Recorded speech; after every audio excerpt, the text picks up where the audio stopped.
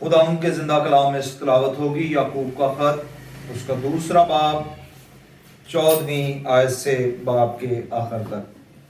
याकूब का खत उसका दूसरा बाब 14वीं आयत से बाब के आखिर तक। 14वीं आयत से खुदा के कलाम में यूं मरकूम है, ऐ मेरे भाइयों, अगर कोई कहे मैं ईमानदार हूं मगर अमल ना करता हो तो क्या फायदा?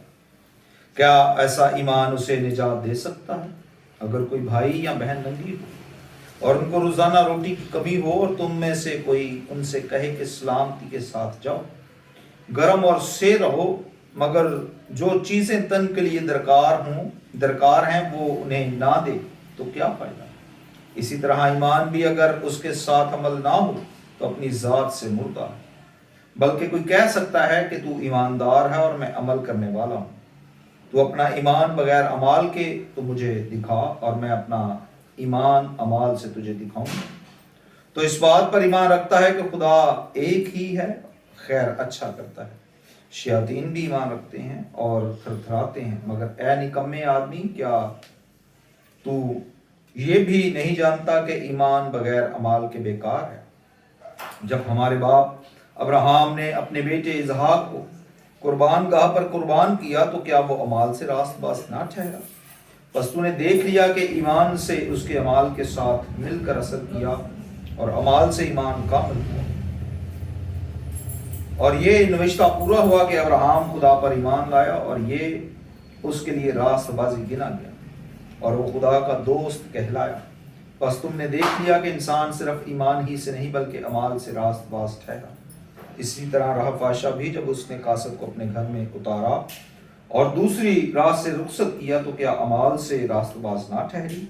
गर्ज जैसे बदन बगैर रूह के मुर्दा है, वैसे ही ईमान भी बगैर अमाल के मुर्दा है। खुदा के जिंदा पाक कलाम के पढ़े और सुने जान पर खुदा की बरकत हो। खुदा के जिंदा कलाम में से जो हवाला आज की शाम पढ़ा गया है याकूब के खत में से, अगर इसे मजमून दिया जाए तो वो है ईमान और अमाल, या ईमान जो है बगैर अमाल के बेकार। गर्ज कोई भी मजमून दिया जाए तो उसमें जो दो अल्फाज पाए जाएंगे वो ईमान और अमाल ही होंगे। ईमान सबसे पहली इकाई है किसी भी मजहब के लिए और फिर उसके मानने वालों के लिए। मिसाल के तौर पर जब जिंदगी का आगाज किसी जिंदगी का इस दुनिया में होता है तो इस ईमान की सूरत पर ये उसका आगाज होता है। जैसे कि उसके वालिदैन अपने ईमान और अकीदे के मुताबिक अपने मजहब में उसे शामिल करते हैं। मसीही लोग बपतिस्मा की सूरत में और दीगर अक़वाम और मज़ाहब के लोग अपने अपने अकायद के मुताबिक अपने बच्चों को अपने ईमान में शामिल करते हैं। अब जब मसीही ईमान का जिक्र किया जाता है या मसीही लोगों का जिक्र किया जाता है या कलीसिया का जिक्र किया जाता है तो कलीसिया के लिए जो लफ्ज इस्तेमाल होता है वो है ईमानदार। वो क्या लफ्ज है जी? ईमानदार। और आज का जो मजमून है वो है ईमान। ईमानदार दर हकीकत वो है जो ईमान रखता है। और ईमान किस पर? मसीह यीशु पर, कि वो मेरे लिए इस दुनिया में आया, उसने मेरे लिए अपने आप को कुर्बान किया, फिर मेरे लिए वो कब्र में उतरा और तीसरे दिन मुर्दों में से जी उठा। ये एक सादा ईमान है हमारा मसीही। इसी के साथ जो ईमान वालिदैन से बच्चों में मुंतकिल हुआ वो मेरे और आप में भी है। यही ईमान अंबिया इकराम का भी था। खुदा ने अब्राहम से कहा, जिसका जिक्र इस हवाले में मौजूद है, कि तू अपने नातेदारों में से निकल, बाहर आ, दूसरे इलाके में जा, वहां पर खिदमत कर। तो वो अपने नातेदारों को, अपने रिश्तेदार को, खानदान को छोड़ के दूसरी जगह पर खुदावंद की आवाज पर ईमान रखते हुए लब्बैक कहते हुए चला। यहां एक और बात, वो ईमानदार था, उसने अपने ईमान को हमेशा अपने अमल से साबित किया। मिसाल के तौर पर उम्र जितनी भी थी, पुराने अहदनामा में हम देखते हैं बहुत बहुत सालों की उम्रें हमें नजर आती हैं, 900 साल, फलाने साल, इतने इतने साल। लेकिन जो जवानी की और जो एक लिमिट थी या जो हद थी उस वक्त भी ये थी, जो कलाम खुदा के मुताबिक है, कुव्वत हो तो 70 वर्ष, 80 वर्ष, क्योंकि अब्राहम के मतलब लिखा है कि वो 99 वर्ष का हो चुका था और अब उसमें औलाद पैदा करने की सलाहियत ना थी। इसके बाद की इसका मतलब जो उम्र थी वो यूं थी जैसे बुढ़ापा है, लेकिन इंसान जिंदा रहता था अपने खानदान के अफराद के दरमियान। अब अब्राहम ईमान पर कायम रहा, तकरीबन समझ लीजिए 100 साल। खुदा के साथ 100 साल चला और फिर उसके बाद खुदा ने उसे बरकत, औलाद जैसी नेमत बख्शी। जब उसे औलाद जैसी नेमत बख्शी तो फिर उसकी कुर्बानी का तकाजा किया गया। अब उसके ईमान का क्या था?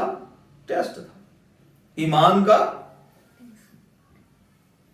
18वीं आयत में लिखा है, बल्कि कोई कह सकता है कि तू ईमानदार है और अमल करने वाला नहीं, तो अपना ईमान बगैर अमाल के तू मुझे दिखा और मैं अपना ईमान अमाल से तुझे दिखाऊं। ईमान को अमाल से साबित करना होता है, जाहिर करना होता है, दिखाना होता है। और यही बात अब्राहम ने अपने ईमान को अपने अमल से जाहिर किया और अपने बेटे को कुर्बान गाह के लिए वो ले चल पड़ा। बेटे ने रास्ते में सवाल किया, बाबा सारी चीजें मौजूद हैं लेकिन बरा मौजूद नहीं। तो अब्राहम वहां जो बात करता है वो उसके ईमान का इकरार है। वो कहता है कि आप खुदा हमें वहां पर मुहैया करेगा। कौन मुहैया करेगा? खुदा आप वहां। ये उसका ईमान था। चला, वो ईमान पर चलना शुरू हो गया। वहां पहुंचा, उसने छुरी तक की नौबत को पहुंच गया और फिर खुदा ने उसकी सारी कुर्बानी को कबूल करते हुए वहां बर्रा मुहैया किया। अगर आप अयूब की जिंदगी में देखें, बुजुर्ग अयूब बहुत ज्यादा अमीर था। हर शाम अपने खानदान के साथ खुदा के हुजूर फराहम होता। कुर्बानी अपने बच्चों के इक्तदार के लिहाज से वो हर शाम गुजरानता था। अमीर था, सब आसाइशें थी उसके पास। जब उसकी तबाही हुई, जब उसका नुकसान हुआ, जब उसकी सही करके उसको आजमाइश में डाला गया, तो उसकी बीवी ने कहा कि अब ऐसी हालत पे तू आ गया कि खुदा की तकफीर कर और मर जा। अयूब की किताब हम देख सकते हैं, मेरे साथ हवाला जरा देखिए, पुराने अहदनामा में से अयूब की किताब है, ज़बूर से पहले होगी।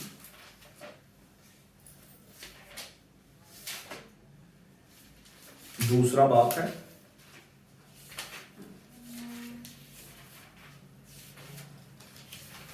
दूसरे बाप की 9वीं आयत है।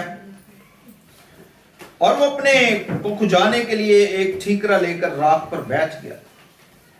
तब उसकी बीवी, 8वीं आयत से पढ़ रहा था, और 8वीं और 9वीं आयत, तब उसकी बीवी उससे कहने लगी, क्या तू अब भी अपनी रास्ते पर कायम रहेगा?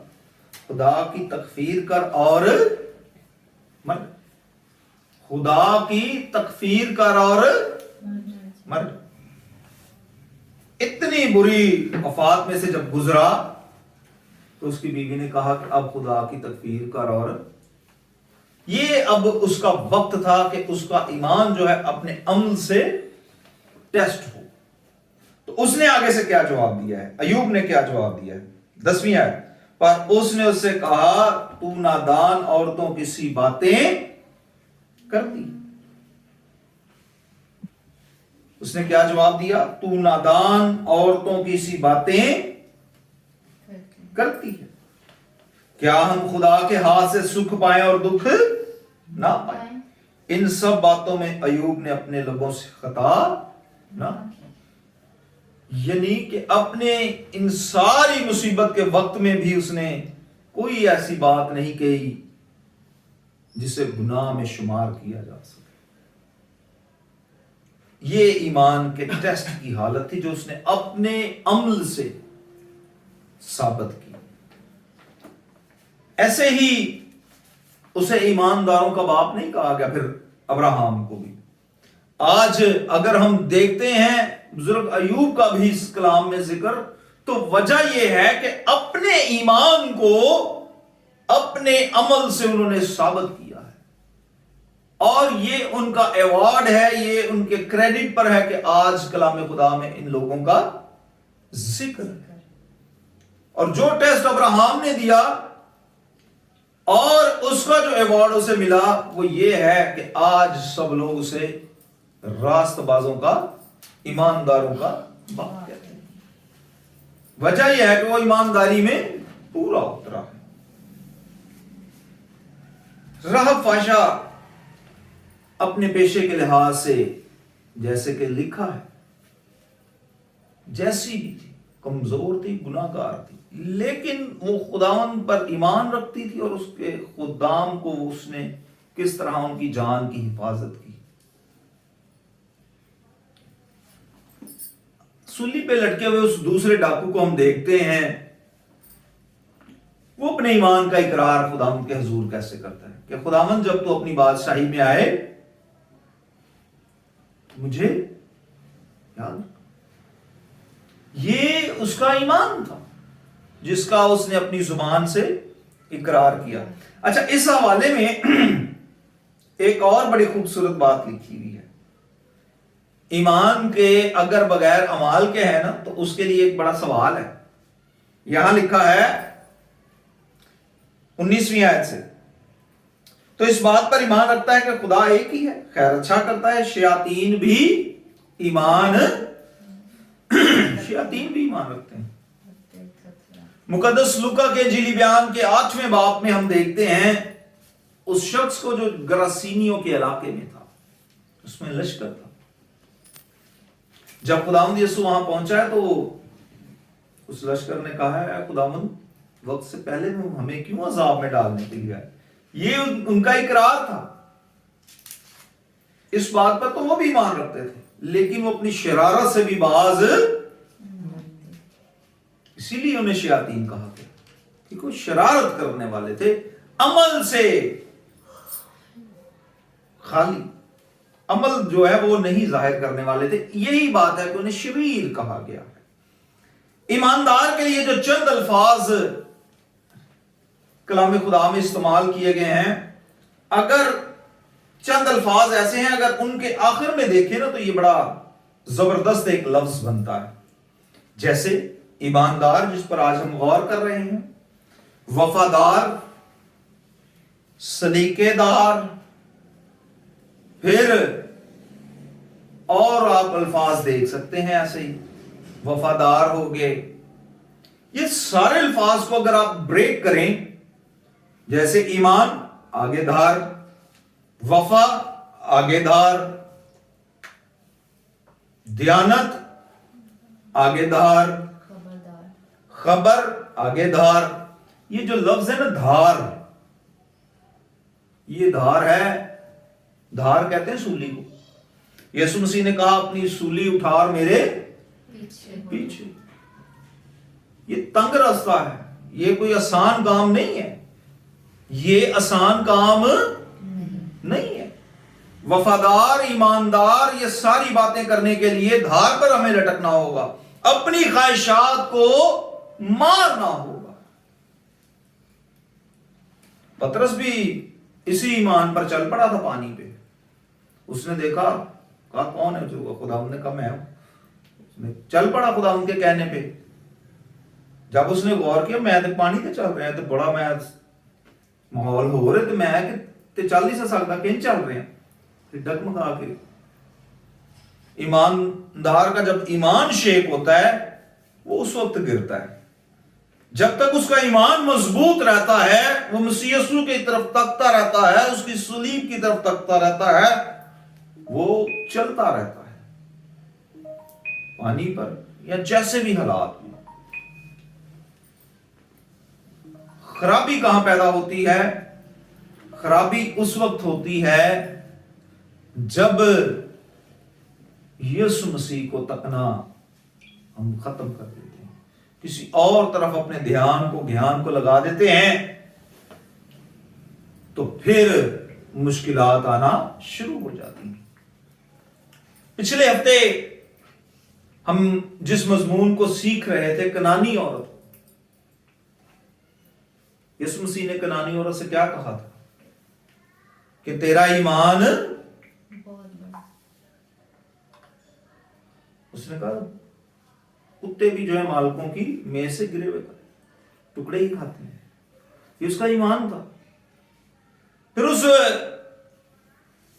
استاد کو دیکھیں، صوبے دار کو، جو کہتا ہے کہ خداوند تو کہہ ہی دے تو میرا خادم اچھا ہو جائے، شفا پا دے گا۔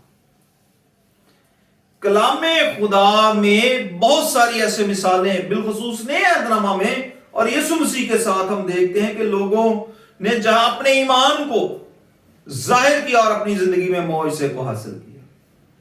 اگر آج ہم بھی چاہتے ہیں کہ خداوند ہماری زندگیوں میں اپنی قدرت کو جاری کرے، اپنی شفا اور بحالی کو، سرفرازی کو جاری کرے، تو ضروری ہے کہ ہم اپنے ایمان کو، جب وہ ٹیسٹ ہو تو اس ٹیسٹ میں سے پاس ہونا پڑے گا۔ مثال کے طور پر اب آئندہ کچھ ہفتوں میں، مہینوں میں، ایک آدھ مہینے میں بچوں کے ایگزام ہونے والے ہیں، کچھ ہفتوں کے بعد ایگزام ہونے والے ہیں، کچھ کے اس ہفتے، جیسے ہی ہفتہ گزرے گا اگلے ہفتے سے ایگزام ہے، کچھ کے ٹیسٹ ہو رہے ہیں۔ تو جو ٹیسٹ میں پاس آتا ہے وہ فرسٹ، سیکنڈ، تھرڈ آ جاتا ہے۔ تو جو ایمان کا ٹیسٹ ہے اس کو بھی پاس کرنا ضروری ہے۔ جیسے کلاسوں میں ٹیسٹ دے کے ہم یا پیپر دے کے پاس ہونا ہمارے لیے ضروری ہوتا ہے کہ اگر ہم اگلی کلاس میں جانا چاہتے ہیں، اگلی کلاس میں جانا چاہتے ہیں، ترقی کرنا چاہتے ہیں، تو ایگزام کو پاس کرنا ہے۔ اگر اپنے ایمان میں بڑھنا چاہتے ہیں کہ ہمارے گھرانوں میں، خاندانوں میں، کلیسیاؤں میں، علاقے میں برکت آئے، ملک میں سلامتی ہو، برکت ہو، تو ہمیں ایمان کے ٹیسٹ کو پاس کرنے کی ضرورت ہے کہ جب ہم جیسے بھی حالات میں سے گزر رہے ہوں، ہمیں اپنے ایمان کی جب ٹیسٹ ہو رہا ہو تو اس میں سے پاس ہونا ضروری۔ اگر ہم پاس نہ ہو سکے تو پھر ہم جہاں ٹھہرے ہوئے ہیں وہیں رکے رہیں گے۔ اگر کوئی پاس نہ ہو تو اگلی کلاس میں جا سکتا ہے؟ کبھی بھی نہیں جا سکتا۔ تو جب تک ہم اپنے اس، جیسے دنیاوی کلاسوں میں ہم پاس، ہمیں روحانی کلاس ہے یہ ہماری، جو ہم دنیا میں زندگی بسر کر رہے ہیں، یہ کلاس ہے، ہم سب اسٹوڈنٹس ہیں، اور اگر ہم اپنے ٹیسٹ کو پاس نہیں کریں گے تو ہم جہاں کھڑے ہیں، جن حالات میں ہیں، وہیں پر پڑے رہیں گے۔ آج میرے اور آپ کے لیے جو چیلنج ہے وہ یہ ہے کہ اگر ہم اس ٹیسٹ میں سے گزر رہے ہیں تو ہمیں کس طرح سے ٹیسٹ میں سے گزرنا ہے، اسے پاس کیسے کرنا ہے۔ اسے پاس ہم خداوند پر ایمان رکھتے ہوئے، اس کے ساتھ چلتے ہوئے ہم اس کو پاس کر سکتے ہیں۔ خداوند آج کے کلام کے وسیلہ سے ہم سب کو بڑی برکت بخشے، آمین۔